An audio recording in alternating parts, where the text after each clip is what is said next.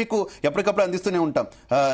వెంకటేశ్వర్లు గారు ఏం చెప్తారు? ఇప్పుడు లీడ్ అయితే మ్యాజిక్ ఫిగర్ దాటింది మహారాష్ట్రలో మ్యాజిక్ ఫిగర్ ఓన్లీ లీడ్, అది విన్నింగ్ కాదు.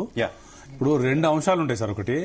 ఒక అంశం ఏంటంటే మొన్న జరిగినటువంటి సాధారణ భారతదేశం యొక్క పార్లమెంట్ ఎలక్షన్లో థాకరే గారు, ఎన్సీపీ గారు లీడ్ వచ్చారు. అక్కడ అజిత్ పవార్ గారును షిండే గారు లీడ్ తగ్గిపోయారు. ఇంకో అంశం ఏంటంటే సుప్రీంకోర్టు గైడ్ లైన్స్ ప్రకారం, హైకోర్టు గైడ్ లైన్స్ ప్రకారం ఈ రెండు కేసులు పోయి ఎలక్షన్ కమిషన్లో పడ్డాయి.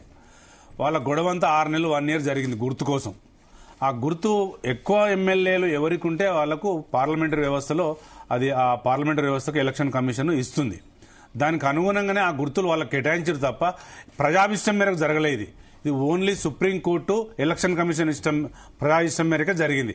దాదాపు 2 గుర్తులు, ఎన్సీపీకి సంబంధించిన అజిత్ పవార్ గుర్తు, శివసేనకు సంబంధించినటువంటి వాళ్ళ గుర్తు, ఈ 2 గుర్తులు సుప్రీంకోర్టు ఎలక్షన్ కమిషన్కి ఇచ్చిన తర్వాత ఎలక్షన్ కమిషన్ ఇచ్చినటువంటి 2 గుర్తులను ఈ మన ఏక్నాథ్ షిండే గారికి వెళ్ళింది, అజిత్ పవార్ గారికి వెళ్ళిన తర్వాత కూడా మొన్న ఎలక్షన్లో పార్లమెంటు సాధారణ ఎలక్షన్లో ఎన్సీపీ శరద్ పవార్కి లీడ్ వచ్చింది, మన ఉద్దవ్ ఠాకరే గారికి లీడ్ వచ్చింది. మరి అట్లాంటప్పుడు ఇప్పుడు ఎందుకు లీడ్ రాకపోవడానికి కారణం ఉంది? వస్తుంది, 100% వస్తుంది. అది మనం వేచి చూడాలి. కొంచెం ఏదో ప్రాంతం, ఒక మరాఠవాడ ప్రాంతం యొక్క అభిష్టం మేరకే షిండే గారు చీల్చిరంటే చీల్చడానికి కుట్ర జరిగిందంతా బీజేపీ నుంచి కుట్ర జరిగింది. ఇదే ఉట్టిగానే జరగలే కదా. వాళ్ళు రమ్మని చెప్పకపోతే ఈయన ముఖ్యమంత్రి అయ్యేవాడే కాడు.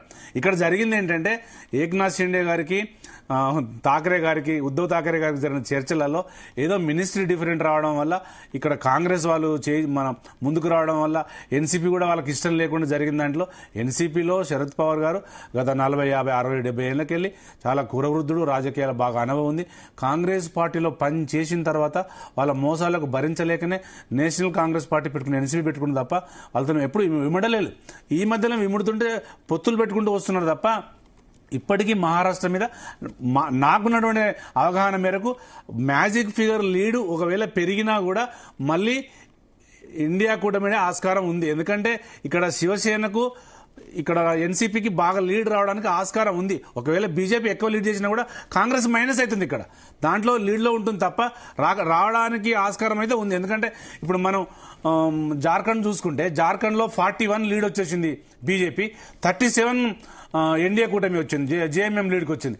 ఆ ఫిగర్లు కొంచెం అటు ఇటు అయింది అంటే మళ్ళీ వెనకకు రావచ్చు, మళ్ళీ ముందుకు వెళ్ళడానికి ఆస్కారం కూడా ఉంటుంది. నేను అనేది ఏంటంటే ఇప్పుడే కాదు, మనకు 11 కాకుండా ఈ ఫలితాలు మనం చెప్పడానికి వీలు లేదు. తారుమారు అవడానికి కూడా ఆస్కారం ఎక్కువ కనిపిస్తుంది. అందుకని మహారాష్ట్ర కూడా తారుమారు అవడానికి ఆస్కారం ఉంది. ఓకే, ఒకసారి మనం వాయనాడు ఉప ఎన్నికల సంగతి చూద్దాం. వాయనాడు దృష్టి కూడా, అందరి దృష్టి కూడా వాయనాడు